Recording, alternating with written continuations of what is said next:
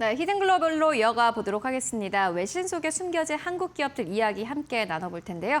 오늘도 모셨습니다. 타키오는 조우진 대표와 함께 해보도록 하겠습니다. 안녕하십니까, 대표님? 예, 안녕하세요. 네, 오늘 첫 번째 뉴스는 어디서 가지고 오셨습니까? 그 실리콘밸리에서 지난 주말에 큰 대형 뉴스가 터졌죠. 그 중에서 이제 삼성전자 파운드리가 브로드컴에 2천억 달러를 갖다가 수주했다라는 보도가 있었는데 이 부분은 이제 블룸버그가 다뤘습니다. 그 수주에 대한 삼성 파운드에 대한 전망과 같이 다뤄보도록 하겠습니다. 네, 알겠습니다. 지난 주말 사이에 나왔던 뉴스를 가지고 오셨습니다. 블룸버그의 보도였고요. 삼성전자가 브로드컴과 AI 반도체 동맹을 맺는다라는 소식이었습니다. 여기 이 기사에는 어떠한 내용이 담겨져 있습니까? 예, 일단 수치를 좀 더 말씀드리면 2천억 달러인데 2천억 달러라는 엄청난 그 규모의 계약을 갖다가 한 번에 이제 성사할 수는 없는 거고 2030년까지 이제 나눠서 이제 그 공급하게 됩니다. 또 하나 중요한 것이 무엇이면 해당 공정은 브로드컴에 이제 그 생산하게 될 그 칩을 갖다가 어디서 이제 만들게 되느냐? 삼성전자 파운드리의 2나노 이하의 공정에서 이제 만들게 되는 것입니다. 그러면 삼성전자 파운드리가 2나노가 아직은 이렇게 수율이나 여러 가지 면에서 안정되지 않은데 이번에 삼성전자 파운드리가 야심차게 2천억 달러를 갖다 수주했다는 것은 자신이 있다라고 볼 수가 있겠습니다. 네, 알겠습니다. 일단은 삼성전자와 브로드컴 간의 이제 계약 소식에 대해서 가지고 오셨는데 이 두 회사가 어떻게 지금 도움을 받고 또 도움을 주고 계약을 하게 되는 겁니까? 예. 그 브로드컴은 이제 설계 도면을 갖다가 삼성전자 파운드에 넘겨주면 설계 도면을 받은 삼성전자 파운드리에서는 설계 도면에 따라서 이제 칩을 생산하게 됩니다. 그 파운드리라는 뜻 자체가 용역이라는 뜻이기 때문에 이렇게 이해하시면 되겠습니다. 그러니까 삼성전자 파운드리는 대만의 TSMC가 그렇게 하듯이 다른 고객사에서 설계 도면을 주면 설계 도면에 따라서 제품을 생산하는 기업이 됩니다. 이런 맥락에서 삼성전자 파운드리는 이제 TSMC의 강력한 경쟁자이고 7나노 이하에서는 그런 해당 파운드리 사업을 갖다가 영위할 수 있는 것이 세계에서 두 곳밖에 없습니다. 한 곳은 이제 TSMC이고 다른 한 곳은 이제 삼성전자 파운드리입니다. 그래서 삼성전자 파운드리가 이번에 브로드컴에 2천억 달러를 갖다가 30년까지 성공적으로 잘 이렇게 수주해서 납품을 하게 된다면 이제 삼성전자 파운드리는 엄청난 전기를 마련하게 됐다라고 볼 수가 있겠습니다.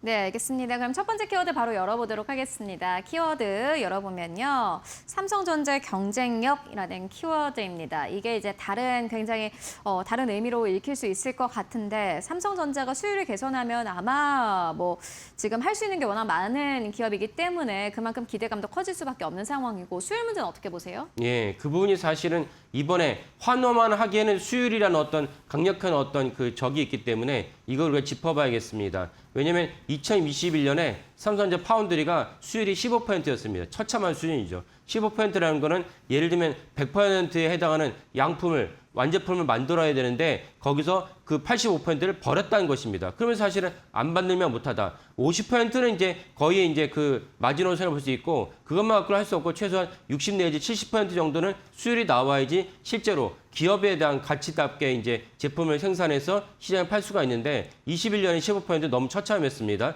이 처참한 수율을 갖다가 점점 늘리면서 이제는 40% 넘었다 보여지지만 다만 아까 말씀드린 대로 70%는 도달했는데 아직까지는 70% 도달하지 못한 것으로 여겨집니다.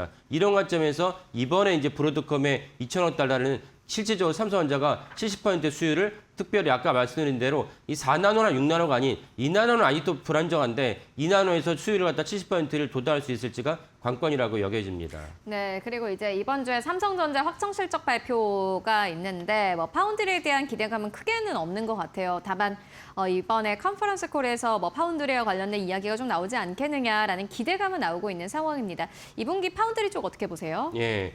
이것도 이제 직결되는 문제인데요. 이제 30일 날 삼성전자 이제 컨퍼런스 콜을 하면서 지난번에 잠정 실적은 이제 수치만 얘기했을 뿐인 거고 각 사업 분별로 어떻게 이제 실적이 나왔는지가 나오는데 2분기에 이제 삼성전자 파운드가 여전히 적자를 기록할 것으로 전망이 됩니다. 메리츠 증권 같은 경우는 한 1조가 넘는 적자를 기록했을 것으로 여겨지는데 그렇다면 사실은 아까 말씀드린 수율이 여전히 이제 불안정하고 잘 안 잡혔다고 볼 수 있는 것이고 이렇게 볼 수 있는 간접적인 증거 중 하나 무엇이냐면 저희가 이제 한 2번에 걸쳐서 저희 코너에서 말씀드린 적이 있는데 삼성전자가 일론 머스크의 이제 AI 칩을 갖다가 작년 여름에 아주 의기양양하게 수주를 하면서 엄청난 이제 시장의 환호를 얻었습니다. 근데 올해 3월 달에 저희 코너에서 말씀드린 적이 있었는데 수요일을 갖다 제대로 못 맞춰가지고 결국은 물량을 갖다가 절반을 정도를 갖다가 TSMC에 넘겨주는 아픔을 겪었습니다. 그 아픔을 겪은 것이 2분기 30일 날 이제 실적 발표에서 반영될 것으로 보입니다. 이런 맥락에서 삼성전자 파운드리가 여전히 삼성전자 전체 사업부 입장에서는 애물단지고 미운오리에 불과하다. 이런 관점에서 언제 이 미운오리가 100조로 탈바꿈할 수 있을지 시장이 주목하고 있습니다.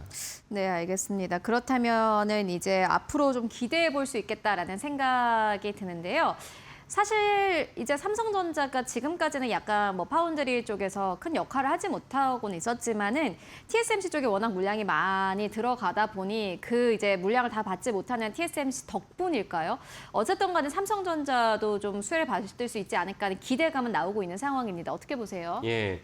그래서 아까 제가 말씀드린 대로 만약에 2나노에서 4나노도 많을 것도 없고 2나노에서 만약에 70% 정도 수율이 나온다는 것은 어떤 의미가 있느냐? 브로드컴이 2천억 달러를 갖다가 성공적으로 생산할 수 있다라는 의미도 있지만 또 하나 당면한 과제가 무엇이냐?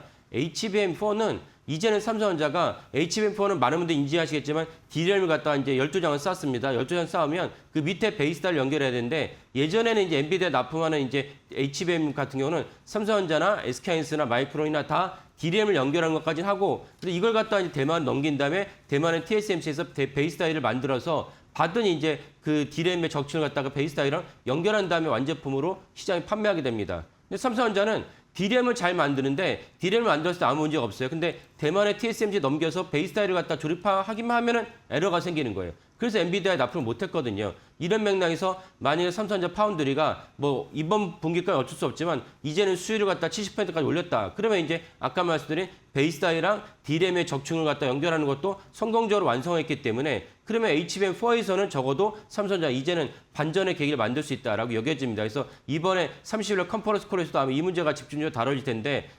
시청하신 분들께서도 삼성전자의 그 D램의 영업이 110조가 되느냐 이런 것은 뭐 당연할 거 여겨지지만 다만 HBM 수율을 갖다가 좌지우지하는 베이스다이를 파운드리아도 수율이 얼마나 올라왔느냐도 주목하시면 좋을 것 같습니다. 그래서 만약에 베이스다이도 연결이 잘 되고 파운드리도 수율이 70% 넘었다 그러면 삼성전자 파운드리가 이제는 날개난 듯이 올라갈 수 있는데 그것이 해결되지 않았다. 그러면 이제 삼성전자 주가가 반등하기는 좀 어렵지 않을까라고 생각을 합니다.